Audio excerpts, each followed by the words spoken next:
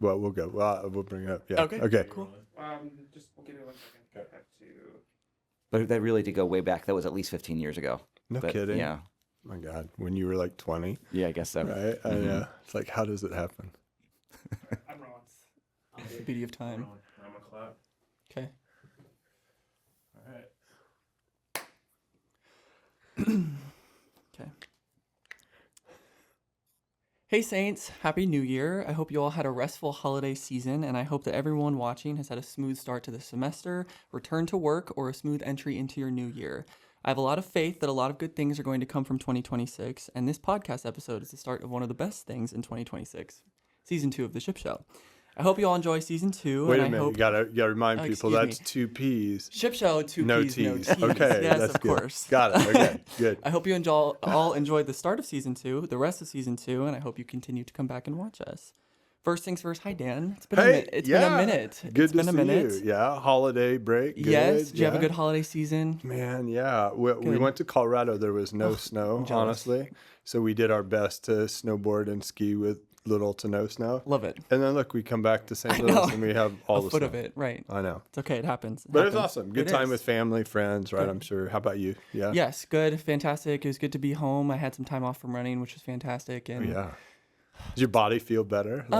no, but that's just because I'm running again. So it Right, did feel okay. better for a time, but now that we're back in season, it's okay. So we're kicking and screaming my last 2 seasons of college. So it's a crazy right. time. Let's It's a crazy go. time. I yes. know. Well, fun. Yeah, so this season we're doing something a little bit different. While athletics is awesome, Maryville's community spans far beyond athletics, and they deserve some recognition too. Dan and I wanted to use this platform to bring on more guests and highlight all of the amazing people in our beautiful Maryville community. So I think it's only fair that we introduce our very first special guest. And this introduction is a little bit long, but I think it's all worthwhile, Oh, so let's I'm going go. to read Let's all read of it out. Yeah. All right. So today we are joined by a very special member of our Maryville community. He is a professor, writer, and performer who received his Ph.D. from Fordham University. He is the professor of English and Humanities at Maryville University, where he is also the director of the Center for Teaching and Learning and coordinator of Core 101 Discovering Community. He teaches classes in American literature as well as courses like Aliens to Zombies, Monsters in Literature and Film, Reading Rock and Roll, and Superheroes in American Culture. He has expertise in literature, pop culture, and higher education. He has written chapters and articles that have appeared in many well-known works, and he was the keynote speaker for the Midwest Popular Culture Association, the American Culture Association Conference, and presented at many national conferences. And he has published a book entitled Rock of Pages, which is what we're here to talk about today, which analyzes the ways in which 1980s heavy metal aligns with and develops many of the themes prevalent in the canon of literature. Please welcome Dr. Jesse Kavadlo. Yeah. Hi, thanks so much. Yeah, that was my one note was you don't have to make the introduction so long. I But know. here we are. It's fine. It's okay. wait. It's worthwhile. I think we got his name wrong. So it's Dr. NoiZe. Of course, of course. Apologies, Yeah. apologies. Yeah, that's only on Friday nights and Saturdays. So I'll turn into Dr. Noise I soon enough. love it. Yes. Well, we're so excited to have you. Tell us a little bit about yourself. Yeah, sure. Thank you. I mean, I don't know what I could possibly add to the introduction other than I did start at Maryville in 2004. I've had a lot of different roles. One of the things that you'll hear is anybody who's been at Maryville for any length of time has at least 1 slash or 2 slashes in their title and what they do here. That's inevitable. And welcome. This is my 5th book, and everything else before that was really much more straightforwardly something like about literature or literary criticism, or the way I think of it as a readership in the single, double, or maybe triple digits. This is the first book that maybe will break the quadruple digit reader Let's go. mark. That's Where awesome. fingers crossed. I am teaching the Reading Rock and Roll class this semester. I did do a wonderful launch 2 days ago of the book on the Maryville campus, and so far I've been really thrilled with the reception that it's gotten. It's really great to know that people are finally reading it. That's the thing that I was really excited about is people are reading it, people are responding. I'm getting some Look, Jesse, I have correspondence. proof. Like, Oh, look, man. right? So I'm actually working through it, right? I love it. I think it's a great Thank read. you so much. That means you probably found the 5 typos that slipped through me, Well, a professional no. copy editor, and I actually installed Grammarly against my better judgment just to help find typos. Hey, it happens. It's all right. It's all right. It is what it is. That's actually a good role model, Yeah, right? For of all course. of our students, right? It's Right. like it happened. Well, congratulations on the book, and congratulations on. I'll keep my fingers crossed for 4-digit readership. I think we can make that happen. Especially, hopefully, Yeah. the audience will listen Right. here, and we'll get some more people. So tell us a little bit about the book. What was your inspiration, and how did the writing process go for you? Yeah, the inspiration was this about being a rock star was my plan A. I started playing piano and then bass and then guitar and then keyboards and singing when I was pretty young, and I decided when I was about 13 I wanted to be a rock star.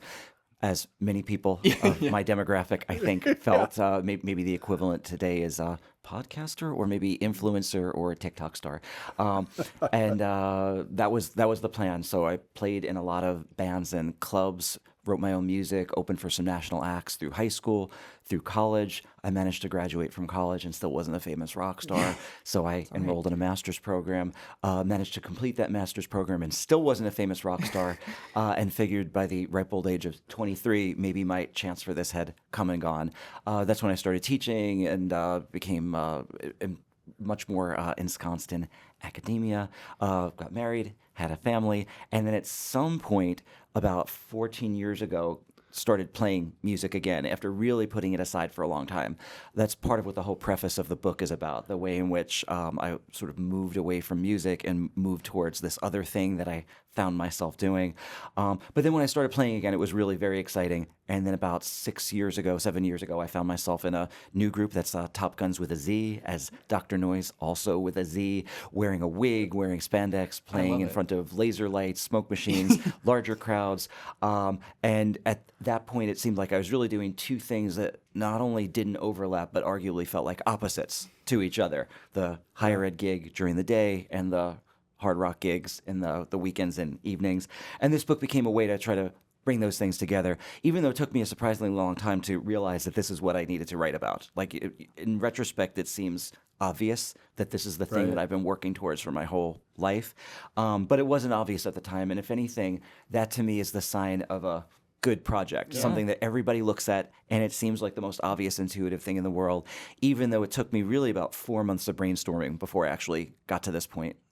I love it. Maybe Jesse, go back. I don't know this part of your story is when music was just beginning to happen, right? For you as a young person, like what kind of influences did you have? What did you like to play? What, as you moved through the instruments, where was that kind of bubbling up in you? I did get started on bass in school, in junior high school. So that was really exciting. I was playing jazz. And then as I started writing more of my own songs, I mean, there are certainly a couple of bass players that are songwriters, but I found that the guitar was a much more intuitive instrument for songwriting. And the other thing was, as a bass player, we had to keep hiring guitar players for the group, and they kept changing my songs, which I did not like. Bass players don't change the songs nearly as much. There you go. So there was that. I had listened to a couple of rock albums when I was a little bit younger, but I really was, like I think a lot of people who are inspired by this, kind of struck by lightning when I was about 13 and heard some of these hard rock groups for the first time, mainly Van Halen. That was the group that I heard Van Halen, and I realized this is what I want to do. This is what I like. And one of the things that I do talk a little bit about in the book that is very different from younger people listening to music now is I had, I think, $10 or $11 to buy one album, and that was going to be the music that I listened to until I got 10 or 11 more dollars. And I chose Van Halen's 1984, which had come out, and that's the thing that changed the course of my life. I don't know exactly what would have happened if I had bought a different album. Yeah, that's crazy. But it's hard to say. The one comment that I do have in the book is that the number one album at the time was Michael Jackson's Thriller. And if I had bought that, I still might have become an Eddie Van Halen fan because he, of course, played the solo on Beat It. So maybe there's no way around this. I love it. So at one track on 1984, what's your favorite? Probably Panama. I mean, I think there's no getting around that one. That's one of the ones that Top Guns does. For a while, I guess during and then after the COVID period, when I wasn't playing, I started recording guitar solos in my basement, like one every 3 or 4 days. And over the course of 2020 and 2021, I recorded over 100 guitar solos, like the note for note versions of the ones that they did on the records. And I recorded Panama on the day Eddie Van Halen died, which was a little bit after that. But I thought, this is want to do the tribute as best I can. That's wonderful. Well, we talked about the disruption, right? The eruption, total guitar solo that kind of lives in infamy, right? This was a conversation we were having a little while ago, and you were like, "Oh, I can play that." Right, so you went up all the way on my meter of people I respect. Like if I could play an instrument, that is the one. I used to listen to that over and over and over, and so yeah, Eddie Van Halen kind of walks on water with me. So that's amazing that you can play that. Love it. Yeah, but again, for me, the original plan was writing my own music, playing my own music, and doing these, the covers and the tributes now in some ways feels much more natural. I mean, as more and more of these stars are not available to tour or, are dying, people still love the music. They want to hear the music, and this is a nice way for people to hear the music the way I think it was really intended, which is live. Yeah. And it's kind of having this resurgence, right? It's kind of the whole vinyl cassette, right? And, instead of just our streams now, right? So the fact that music is kind of having this resurgence, I wouldn't be surprised if you have a lot of folks my age that are showing up, right, at concerts, right? Yeah. I want to hear that music again. Love it. Yeah, and again, nothing against streaming or digital. There's something amazing about the accessibility, about being able to hear whatever you want, whenever you want, wherever you want. Yeah. But the concert experience, and I know, Dan, you are a avid concert goer, is very different for a lot of reasons. I mean, the physics of it is actually different. The movement, moving air, the sound waves themselves, the humanity of especially the social experience. Yeah, and then that's the other piece. I mean, I was thinking really in terms of Grateful Dead and the bands that you like. How that was one group that really never played the same song twice. Right. And that's amazing about the concert experience, as opposed to the recorded experience, where of course it is. Yeah, isn't it inevitably interesting, the same. Jesse? You would know this really well. Like I was having a friend, so Bob Weir from the Dead just passed away, and was a founding member of the group, and it has kind of it moves you emotionally because so much of your life, the soundtrack of your life, is connected, right, in many different ways to the music. But you think about, and I love what in many ways you're, through the book and through your music, you're keeping that community alive, right? Because those of us that love live music, it's a community experience. And it's with Bob passing, I think those of us, his belief was always that the music will live on through all the cover bands, through folks that grew up hearing, playing, and wanting to be a part of that community. It's up to us now to not let that music die, right? And so in many ways, that's what you're doing, is you're keeping it alive for a community. Yeah, I mean, that's the magic of the live show is, right, not just what's happening on stage, but how the audience is crucial to that. The audience, standing, chanting, singing along, participating. People don't do that for, like classical music, waltzes, exactly.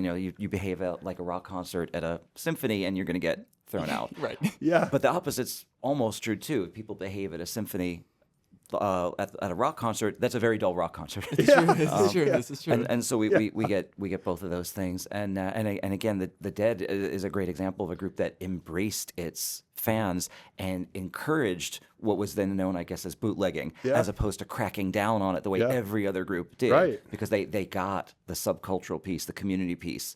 And what a blessing that is today, right? Now you have a whole catalog that in my lifetime I might not get all the way through it, right? Or you'll hear a variation on a song that you really like, and you're like, oh my gosh, that's a totally different way they played it on that night in Ithaca, New York, versus when they were in Atlanta, right?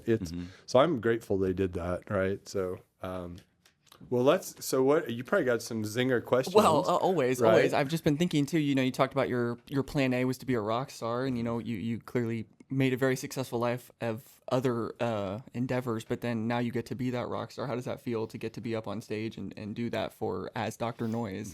And also you're gonna have to explain that name and where that came from. I don't think there's that much to explain. That is one of the interesting things, is that in many ways, as somebody who always liked reading and always liked school, which is a little bit of a funny thing to say, right.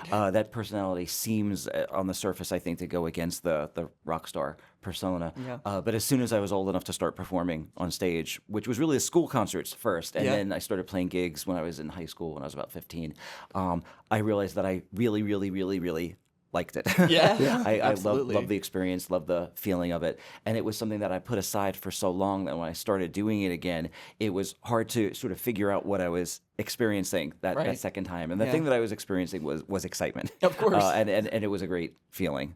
And even then, I think a lot of musicians who perform regularly at the end of a gig, they're really worn out. I mean, there's Top Guns does 4-hour performances. My We'll do. That's impressive. Well, yeah. So we'll play generally from 8 o'clock to 1 o'clock in the morning, or 9 o'clock to 1, or 8 to midnight. We'll take 2 short breaks. Yeah. Then the real fun part begins at 1 o'clock, which is packing up all the gear because we don't You don't have have a roadies. crew. Come on. Yeah. Let's go. Yeah. Yeah, we had 2 people in a crew, and it's a long story what happened to them. And then pretty much, I get home, my ears are ringing, my feet hurt, my shoulders hurt, everything hurts, my fingers hurt. Yep. And the next day, I wake up and I think, when am I going to do this again? Of course. Yep. Yeah, so it's a good feeling. Maybe it's analogous to running a little bit. I think it I is. was just gonna make that Yeah. comparison. Yeah, no, Yeah. it's true. It's there's that rush you get from it. It's like Your that was, endorphins, right? It's Yeah. terrible. It's terrible, and then you go to bed and you're like, all right, let's do it all again the next day. That's awesome. Yeah, and I was generally, I mean, it's funny to say that as a policy, as a position, I was against running for a lot of my life. My feeling on running was the entirety of civilization has been moving in the direction of now we don't need to do this anymore. And then there's this select group of people that decided they're going to go against the entire grain of technology. funny. Yeah. We don't need to do factory work anymore, but you're using these machines. We don't need to run away from predators anymore, but you're running anyway. What are you running away from? What are you running away from? Right? That's And so yet- good. That's a song. It's got to be. And Yeah, I find know myself that. asking that question every day. And yet, when I started doing these long gigs, I started running because I needed the Yeah. endurance to Endurance, do it. yeah. And I had read that Taylor Swift runs on a treadmill and sings at the same time to build up the endurance. my. So I started doing that, treadmill and right. singing at the same time. It's very difficult. I was gonna say I spent about an hour on the treadmill this morning, and I don't think I could have even remotely sung in the slightest bit while I You're was up probably there. running faster than I am. Well, it's okay. It's all right. Running is running. It doesn't I matter. do want to see that. Is there video of you? We On the need treadmill? you running and singing. We got to start that. That's okay. I've been on the treadmill for the better part of the last week, given our foot of snow. So Yeah. I'm sure that's not going to change anytime soon. So I'll set up my camera next time Let's do and it. give it Yeah. a try. And That's see its own experiment for you. well, I do what I can. I love it. Well, Dan, you marked up your book a little bit, so I did. I imagine you have some good questions. Well, it's to funny. We were ask, too. talking when you had your campus talk the other day. It was you said, your persona, right? So when Dr. NoiZe gets on stage, the pants, everything, the hair. And I was thinking, and you're like, then when I'm a university professor, I need to kind of button it up and look official. You always have to have the jacket. I think you should flip those two. Oh, Right? So don't you think? Like this Yeah. would for our students, right? Yeah. So Dr. NoiZe should be in the I classroom. was going to say. And we should get Dr. Jesse up on stage, right? Although your crowds that come, right, might be like, who's this? What guy? is Like, happening? what's going on? Yeah, right. I show up at the gigs wearing, just my, Yeah. my T-shirt and my jeans, and I'm the road crew at Yeah. that point. Right. That actual rock star is backstage, or maybe he's even on the plane on the way here. Right, Who he's on the knows? plane, private plane. Yeah, yeah. Well, kind of walk us through a little bit, the fly through of the book, right? And so I know how you've kind of set it up with kind of the explicit advisory nature, and you kind of followed through it in the different sections. Maybe just give us a little intro to that would be an appetizer as people will get into the book. Yeah, sure. I was very interested not just in analyzing the music, the way one analyzes literature. I mean, that's sort of the main thrust of the book. Yep. But I was also interested in, when we talk about literature, what are some of the important contexts that we use to frame this discussion? And so a few of them are, to me, kind of obvious, like, MTV and videos, like how to talk about the videos. I watched a lot of videos to do this. I was watching them for the second time, and so that becomes a different context, the nostalgia of it, the time that's passed. Another context is what we now understand as the end of the Cold War. How are these groups in some ways responding to something like social and political conditions, even though I don't know that many of them were aware of that at the time. Yeah, probably not. But the main one was really the PMRC, or the Parents Music Resource Center, which we just celebrated the anniversary of that. That was in 1985. For those of you who weren't around or don't remember, that was Tipper Gore, who was then the wife of Al Gore, who is still a senator from Tennessee before he wound up being the vice president. and Susan Baker, who is the wife of James Baker, who was Ronald Reagan's Treasury Secretary. They got together and decided that rock and pop music, but mainly heavy metal, had gone too far in its lyrics, and they nudged a certain Al Gore, who was married to Tipper Gore, to convene a Senate hearing about lyrics and how they needed to be arguably reined in. The Senate hearing didn't lead to that because the record companies capitulated immediately as soon as they realized that the government was basically coming after them. And they put the label on albums that people are now familiar with. That's the parental warning, explicit lyrics, black and white sticker. It's a pretty hard-looking sticker. I mean, they probably didn't need to make it look that appealing. I actually started looking for those stickers, right, in the music that I like. So I was like, oh, this is going to be great, right? This is one. So just by the time you would save up your money and buy the album, you just peel off all of that. So, you know, of course, didn't want to offend your parents, right? Yeah. So, but you wanted to listen to the music. I mean, now we look back at things that were targeted back then that you would have trouble even understanding how that was a big issue today, right? Absolutely. The thing that the PMRC wanted was they wanted content warnings, not just the generic sticker. And the warnings that they wanted were V for violence, D, A for drugs or alcohol, in references to the lyrics, X for sexually explicit lyrics, and O for lyrics that referenced the occult. And as I was sort of going back through this, that was when it occurred to me that those would be the way that I could organize the songs in the book. Those would be the chapter titles. And that was also a very nice connection back to the literature, because that was my sense was that if we go through, you know, hundreds, if not thousands of years of literature, these are the main topics that lots of authors have been interested in. And they've been censored for a long time too. That's part of the introduction too, is before there were rock stars, there were writers. And they arguably came under the same fire from different kinds of forces that wanted to rein them in, as rock stars would later come to, and arguably as authors are again now in 2025, 2026. Well, didn't you? It's kind of interesting, right? What we think is, I mean, boy, this is a longer conversation, but you look at paintings, right? So should we have been putting all of those stickers on painting, like classical paintings too, right? And what does it really do, right? So if anything, for me as a kid back in the 80s, it put a target on, ooh, that might be really interesting. Yeah. I want to hear it. I want to listen to it. If you tell me I can't do it, I want to do it. Yeah. And that was part of, in many ways, Tipper Gore's misunderstanding of rock music, was that she expressed in her book, 1987 book, Raising PG Kids in an X-Rated Society. I didn't put this line into the book, but my footnote to that is, I read that book so you don't have to. And she expressed very clearly that what a surprise it was that rock was the most unexpected medium to exercise self-restraint. And my line in the book is, rock should have been the most expected medium. The inability to exhibit self-restraint is the defining characteristic of rock music. And so there was this surprise that there was the pushback against it. That is such a great point. There was one part in here that I'd probably look at me, struggle bus to find it. I made a note. I thought this was a really good point. There's so many great parts about the book, Jesse, that but I really underlined this. So this was you were kind of page 85 for those that are playing the home game. Nice. But you're talking about Under the Blade, and you talked about this the other day on campus. But I thought it was really interesting is in this passage you said, like Under the Blade, the words are intended to be listened to as part of the song. It's not a work of literature for eyes on the page, but rather for sounds for your ears. And I think that's, as a kiddo back then, right? That's what, wasn't even 100% sure some of the times what those lyrics were.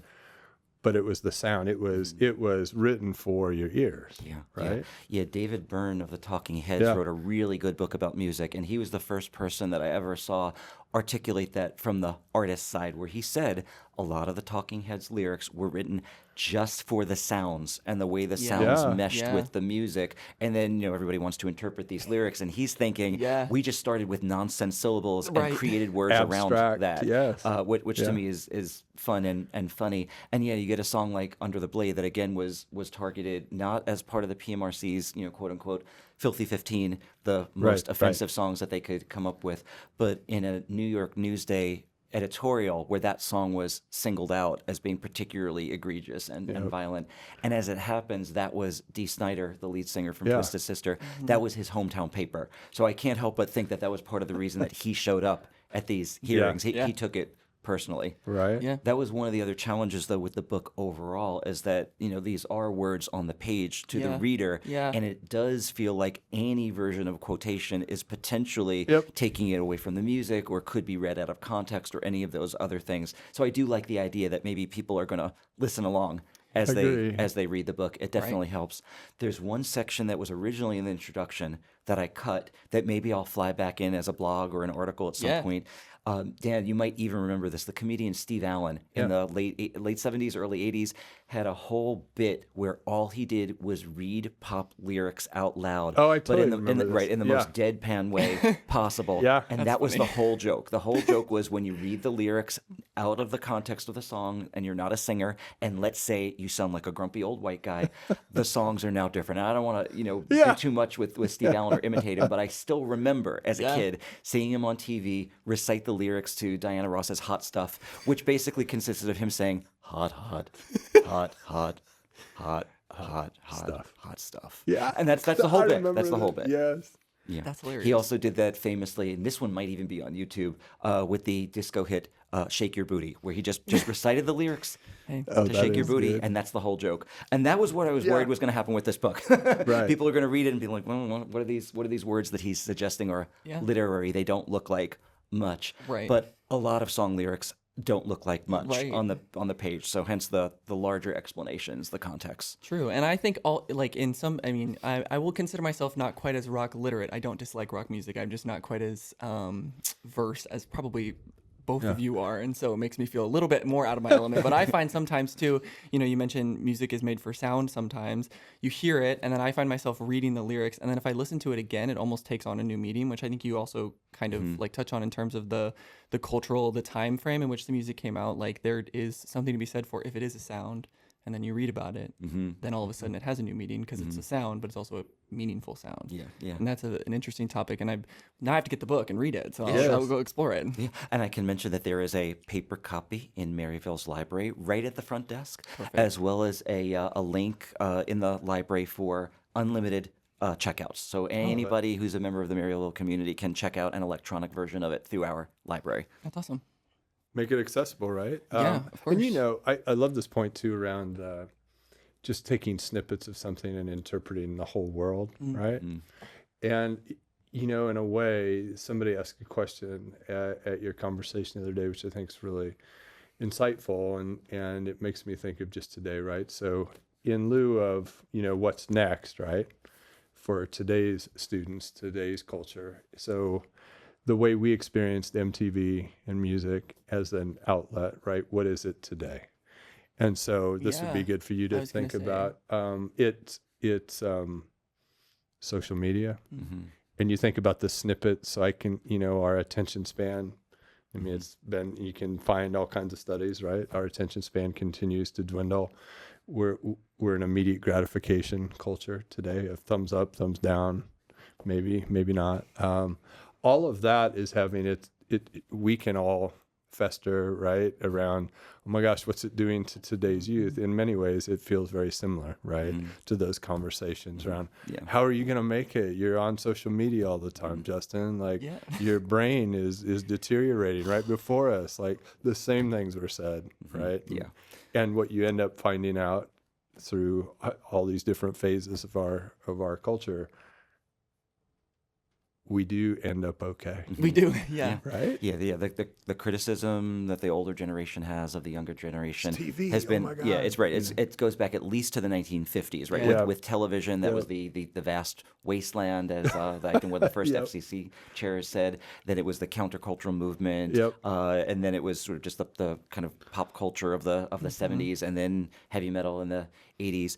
And right, that one of my things is that I think a lot of things that adults think are dangerous or harmful are not only not dangerous or harmful, they're actually good. Yeah. I mean, I can even give a much more recent example with a quick shout out to Maryville University. Let's go. My oldest son spent a lot of time on the computer Yep. as something like an online mod for all sorts of different. And I was a little concerned, this Yeah. young man is spending 5 and 6 and sometimes more hours a Yep. day glued to his screen doing Yep. something that I would consider of potentially dubious value. But wait a minute, But Dr. Noise, Yeah. when you were that age, what were you doing? I for was 5 playing and the 6? guitar. Darn right you were. So yeah. I withheld judgment because But it's I know. tough, right? You were like, oh. And he eventually became a student at Maryville University There we go. and majored in cybersecurity. There it is. And now he is doing basically he is an online mod. There you go. as his job, but the cybersecurity coding version of that. Yep. So he managed to train himself really well for how do you look at a screen and solve security problems. Wow. That's basically what he did from age 11 through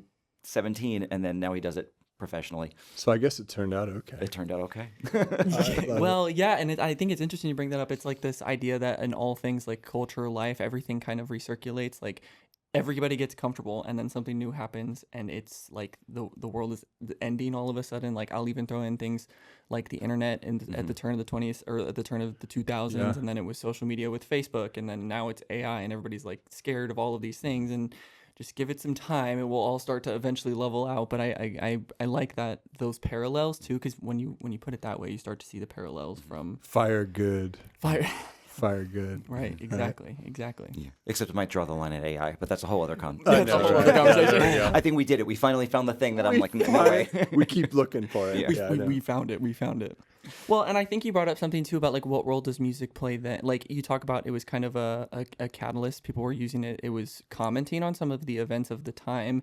And I think if you look at music now, in some instances it's still doing that. But like for me, I use music as an escape. Like I find myself all of the time with, I just need to plug headphones in and just like not be existing in the world for a moment. And I think it's interesting how those themes kind of shift as well, because it, turned from a, political activism tool, and now it's more of like an escape from all the political activism that is happening. A lot of the music was an escapist Yeah, then of too. course. Yeah. In some ways, it was made political or politicized course. as soon as the stickers were put on Yeah. it, whether it was Yeah. intended to be political or not. Now it's political, and I was very interested in this idea of escape and escapism because that's one of the most frequent visual motifs in a lot of these 80s heavy metal Yeah, videos. right. They are trapped in cages and they Yep. break out. They are trapped in a padded cell and they break out. They're literally chained up and they break out. It's Yeah. video after video after video. And the thing that they always break out and then go to is always the heavy metal concert. Right. Or some other version of that where there's a magic window or a magic portal. Or in Motley Crue Smoking in the Boys' Room, it's the mirror of the boys' school that he steps through, and then there's Motley Crue ready to help him out. And so the escapism is a part of it. Yeah. The thing that I think happens with the music, and it's too soon to know with today's music, Of course. is whether the artists are also keeping track of what do we need to escape from. Right. And I think the artists in the 80s really never lost track of that. They were Yeah. thinking a lot about the power of the imagination of magic through music, through escapism, but also what are the conditions of escape. Yeah. Can you resonate with any of this, Dan? Wow. Yeah. No, a lot. This is, and plus it's, I think we were just talking before we came on how great it would be to create your playlist, right? Yeah. Because for me, it's, Justin, you and I were talking about this before break. So I have my top 100 songs, right, of all time, specific tracks, specific locations. So I promised you I would kind of work through it. It keeps changing. Like it's kind of amoeba-like, right? It's now extended itself to over 1,000 songs. Okay. And so that was as I was doing work over break Yeah. and just in between time Yeah. with family. It was fun to spend some quiet moments to kind of go through your life of things. And this really, it helped me think through some of that too, because there are songs that, if you think about your life and you're 55 and you're like, gosh, there are kind of these versions of yourself, right, where those songs really resonated, and you it takes you to that very specific point in your life, right, and it helps you remember Yeah. of who you were and kind of the things that you've worked through and come through in your life. So that's such a great. My point is that's a really great exercise, and music frames kind of your personal story. Yeah. So that's what I love. I do think, Jesse, that would be fun to do because so much of this opened up windows that I haven't opened up for a long time. I'm like, oh my gosh, I remember that song. I remember that video. I don't know if it was in here. You'd tell me. I remembered one video as I was reading through this. I was like, gosh, what was it? It was Frankie Goes to Hollywood, right? Do you remember the video of like the relax, like I haven't thought of that in so long, but as I was kind of pinballing around kind of the museum in your mind of like, oh, I do remember that Def Leppard video. I remember that Winger video. And it took me down this rabbit hole to find, I was like, gosh, what was that with the lasers and it was Relaxed by Frankie Goes to Hollywood. I didn't write about that one, but I'll also throw in that video was, I think that song was also challenged. It was? It wasn't part of the Filthy 15, but that made parents lose their minds. And you listen to it now and it doesn't sound like much. I remember taking a VHS tape and recording the video like on MTV because I thought it was just the coolest thing. Yeah. And again, I wasn't concentrating necessarily on the words of it. It was more, right, of the music, the sound, the visual to it. It was appealing of kind of letting go, right? So it's kind of where that's, I guess, where your thoughts took me. Yeah, and I like, Dan talks about like it brings you back. Did you find yourself in those moments when you were writing this, like picturing where you were? Like I have so many things in my life where I don't remember what it was. It had like a flashback. I was like, I could picture myself exactly when all these things happened. Did you have those moments like that? Like the first time you heard these songs, were there moments when you were writing the book where you were like, oh my God, I remember hearing this for the first time. Oh my gosh, I remember watching this video for the first time. Yeah. You know, it's funny, the writing process of it, which actually was part of your first question. I didn't get to that. That's okay. Yeah. Was in many ways very ruthless. And that's in part because I was awarded a sabbatical to work on that, which means that I did not need to teach for one semester. There you go. I was going to need to come back and teach and resume some of my responsibilities over the summer. So No that pressure, gave me right? January, February, March, April to work on this. I had received a sabbatical previously in 2015 to write a book, but that book was more than halfway done before I got the sabbatical. And this book was not done at all. Yeah. I was going to pretty much begin writing it. So I decided not to have any time for reflection or being sentimental about this. Oh, gotcha. I gave myself assignments for every day, something like what I would do for students. And I had a handwritten piece of paper that I need to keep track of how many words I wrote every day with no fewer than 1,000 words per day. Because I thought if the target length for the book is about 85,000 words and I write for about 85 days, I will have an 85,000 word draft in 85 days. And I largely stuck to it, which I was very was that pleased tough with. too? Like, I don't know that I'm that disciplined to do It that. actually That got would be- easier and easier. Did That's it? the Okay. thing is, a lot of people talk about how they would like to write a book, but they don't think they can. And the thing is, nobody writes a book. You don't write a book. You write one chapter at a time. Except you don't write one chapter either. You write one section. And you don't write one section either. You write one paragraph, and then you write one sentence, and then you write it one word at a time. So that's pretty much, you know, nobody writes 85,000 words. The book wound up being 96,000 words. Went over, had to cut about 6,000 words because the publisher was like, absolutely not. You're raising the costs of our production. And that was part. It got easier and easier, much more like a habit or a reflex. And when I reread the book now, I'm actually a little surprised at some of what I'm seeing. Like, I don't really know where some of that came from. It was that flow that happens when you're really ensconced in a process.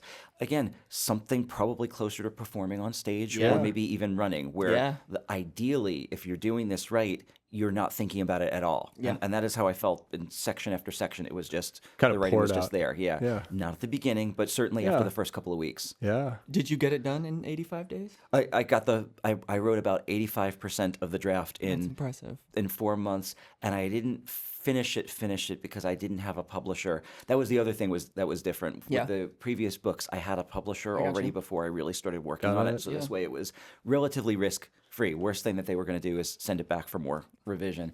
This one, I didn't want to have a publisher based on, sometimes you can publish, you send a kind of summary or a sample chapter, and then they'll accept it, and then you write the rest of it, because I didn't want to write somebody else's book. I wanted this book to be exactly what I wanted it to be, and I wanted the publisher to agree that this was what they wanted.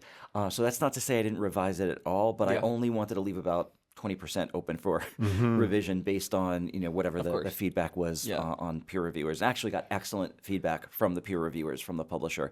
So obviously they accepted it. Wonderful. But they had one peer reviewer in particular had a great suggestion for reorganizing one of the chapters, and I realized that suggestion would work for all the chapters. And it was in some ways a small thing on paper, but it meant kind So of much moving more. I love it. significant sections, and it was much better. Yeah. One of the other peer reviewers, and this one hurt, said there were too many jokes. And that was my whole thing, was there were lots of jokes, but I actually went through it and realized some of the jokes were distracting. They were clever as opposed to like trying to help being the in reader. the flow of the conversation. And so I took a lot of them out, but not the best ones. Okay, And so and it was improved. Yeah. Well, and I admire your dedication. I agree with Dan. I don't know that I have the discipline to sit down and write something like that in that short. Impressive. Yeah, it's very impressive. But I also, it makes me feel good to hear too. Like I've never written anything close to a book, but like I will sometimes finish something I've written and then go back and read it and be like, I don't know where these thoughts came from, but they just ended up on the paper somewhere. And you do make a point about running too. Like my my family and my people that come and watch my races all the time are always like, did you remember doing this midway through the race? And I'm like, not even actually a little bit at all, if you'd believe it. Like I just run and get done. So it makes it feel You were in flow. it's flow right? state, Yeah. right? And I really it's good to hear that somebody who is able to publish an entire book has that exact same feeling. And I want more students to understand that piece because students tend to try to write and edit at the same time. They write a sentence and then Yeah. they delete the sentence, Right. and they struggle. Or the old version of this on all the TV sitcoms was like typing, pulling out the piece of paper, Yeah. crumpling it up, throwing it, and then they do the little dissolve and the waste paper Yeah. basket is overflowing. Yeah. And arguably that's exactly the wrong thing to do. Right. Don't throw anything away. Keep going, keep going, keep going, Love it. and then look back. And there's been a lot of writers about writing who have suggested this again and again. Yeah. No writers who write about writing, that's a rough thing, will ever say, edit while you write or delete what you don't like. This even goes back to probably my favorite book about writing is by the writer Natalie Goldberg, and it's called Writing Down the Bones. And she makes this point again and again about just write. Yeah. Similarly, it's not that recent, but a slightly more recent one is Anne Lamott's Bird by Bird, also makes this very similar point. Yeah. Almost the same thing that I was just saying about writing it sort of one sentence or one piece. That she creates the analogy of her young son left his homework assignment to write about 50 birds till the night before. And it's like, how am I going to write about 50 birds in one night? And the answer is bird by bird. Yeah, I love it. I love it. Well, I think we've done a really fantastic job of covering everything that is this wonderful book that you have written here. And I always end each and every podcast episode with a dumb question because I think it lightens the mood and they're always pretty fun. And so I have a couple here, and I have really been struggling to see. So I might just do two, and we'll see what happens. Poor Dr. Noise. That's a total setup. All right. Okay, let's so hear the it. first question, and I test ran this. We had a SAAC meeting this week. I test ran it with all the SAAC reps, and they said it was a good question. So, what is a hill that you are willing to die on that is completely insignificant to the rest of humanity? And I'll give you mine so that it gives you guys time to think here. So mine is that all water tastes different. Bottled water tastes completely different. Tap water tastes different from different taps, like Dasani versus Aquafina versus like my favorite, which is the Sam's brand of water. It all tastes different. And people will look at me and say, you're absolutely wrong. And to that, I say, you're actually crazy. And I will die on that hill all of the time. So that's my example. I'll give you all a few seconds to think here. I don't know that I have I guess my problem is I think everything's important. Like I'm like 100% agree. You're making a great point there. I am willing to die on this hill also. I appreciate it. Especially if you travel state by state. It's very Yes, clear that different it states' is. water tastes very different from each Yes, other. it Like is. you can't even argue with that. No. I have one. Okay, so let's this hear is it. this is not in a priority order. This would not be in probably my top 1,000 of hills Okay. to die on. But I think as if you have to travel certain places, right, and it's kind of a usual route, maybe it's a 2 or 3 hour drive. Yeah. I'll only pull over if I know that gas station has a really clean restroom. No, I'm willing to die on I'll that. die on that hill with you. Okay, there we go. I'll join That's that a good hill. one. See, again, that sounds very important. You're making it sound like these are insignificant things, but like possibly the two most significant things as like what biological organisms are like drinking water and waste elimination. You've Yes. covered both now that ends of makes a very everything. valid point there. Good Shoot. hygiene. Yeah. Yes, That's a good. hygiene and good I agree. hydration. Yeah, you've covered it. I mean, what could be more important than those two things? Well, honestly. This is true. Yeah. I guess we can go from metal to meta. I don't think people should be dying on hills. Like that's my thing about Okay, this. Like there I we this go. support. All I right. support. Yep. I support. Yeah, and then that goes even too for like the hot takes and stuff like that. Too many dying on hills. Yeah. Too many hot takes. Yeah. I like Just like takes. warm takes. Yeah, just- it's or just a take. we just agree. If you feel that way about water, more power to you. If other people are like it all tastes the same, that makes their life easier. Honestly. Yeah. If Dan needs a good restroom, Yeah. like Then figure it let out. him have it. Yeah. Like, it is what it have that is. restroom. If other people don't care, that might be hard to understand, but I It's know, all right. that's It how is the what it restroom is. got that That way. is right. That's why we have an option. Yeah. All right, so the last one then. This one I didn't want to do without. So if you had to be the world's greatest at something incredibly useless, what would your talent be? Like, what would be your world's greatest? I think mine would be world's greatest shoe tire. I worked that at is Fleet good. Feet for 6 months, and I like to think I was pretty solid at tying shoes. And also, I run every day, so I'm tying my shoes no less than like 1,000 times every day. So I'm pretty efficient. I have a unique way of doing it. If I could lift my foot into this camera right now, I'd show you. But I make the bow, and then I fold the bow over, so it looks like a triple little bow tie. It's pretty impressive. Yeah, if you do that, you will probably bump the mic stand. Yeah, which I don't is think I will. And absolutely- then we'll yeah. have the Don't do mic that. launched It'll into the be air. it'll be trouble. Yeah. And this is again, maybe this was my temperament to begin with, or maybe this is from years of teaching. But again, I sort of feel like what is an unimportant skill. It depends on the context. If I you love this worked perspective, at a shoe yes. store and you were good at tying shoes, There you go. That's extremely useful. If you were bad at tying shoes, that would have made it hard for you to do your job. And this is so, why you're the professor. Yeah, here. so my sense is that all of these things are based on context. You take Yeah. a lot of things that people think are very important skills. If you were in a different time in history or a different place in the world, that useful skill might be extremely useless. And so it really depends. He's I think outsmarting me. I think I'm a really good closet organizer. Ooh, I think okay. that's It's a whole profession now. It is. I think I could, like, if this education thing doesn't work out, I think I have a future In in closet organizing? Yep. I Well, think I'm let me good at know. that. I'll help you out. We can start a business. It'll be good. My wife and I are a little bit at odds. I think Ooh. that she's not as organizing as maybe I would be. Yeah. So I think we have that's kind of our shared compromise in our house. I do our closet organizing. Yeah, so I'm gonna have to invite Dan over, and it'll be under the auspices of something like a great dinner, or I'll play some guitar. But really, I'll open the closet door and be like, "Hey, come on, Yeah. Hey, I'd be happy Yeah, to help. yeah. Right? Yeah. Love It's it. a fair trade, I think, at that point. Yeah, I can do it. Well, thank you so much for coming and talking to us. It was so great to meet you and to learn about your book. And I'm happy the Maryville community gets the chance to learn all about you and all of the wonderful things you've done. Thank you, Dan, for bringing back this wonderful podcast with me. Yeah. Thanks for wanting to do it. I think Yes, and I look forward to seeing what we can get up to. So as we progress down this wonderful year or so. Read the book. Yes, Right. for those It's of you awesome. watching, It really is. Rocket Pages, Yeah. Download it, or I guess not download it. Listen to it, read it. Check it out at the library. Check out Jesse's website. Everything you can. Dr. NoiZe's website. Yes, right. So that's all. Okay. Peace out, Saints. thank you." I love it. Thanks, Justin. Thank you. So cool. Job, Justin. We're done. Like, Yeah. he's a pro, right? That just kept